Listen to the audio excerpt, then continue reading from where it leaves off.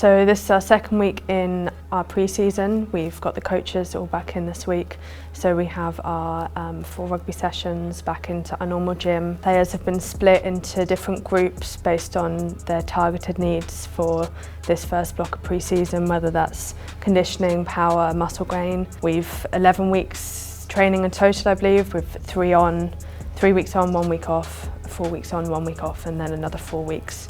And then within that last block we have our pre-season games. Last week we just had a week where we built players up to a training load that would allow them to come into a rugby week. We ran a bronco, which is aerobic fitness test, and then we looked at some mass runs and skills. And then towards the end of the week we looked at some mixed conditioning, so it allows the coaches to get through all the content they need to and build fitness back to a higher level than our game demands. They hit the ground running. I was very impressed with what was completed in the off-season, very pleased with their testing scores.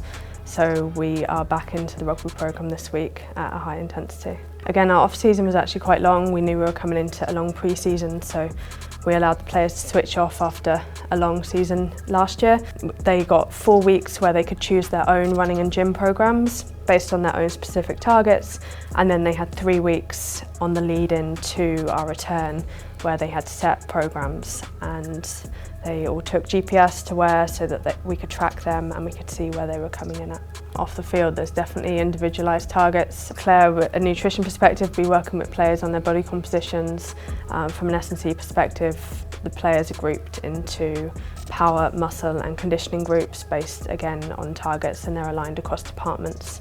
And then on the field, we'll just be looking at positional match demands, intensities that we want to get out of our drills and our total sessions. We just have to ensure that we build appropriately, build up each individual player on a training load perspective, and then we taper them down when it comes into game periods so that they feel fresh and recovered, as well as having that level of fitness behind them.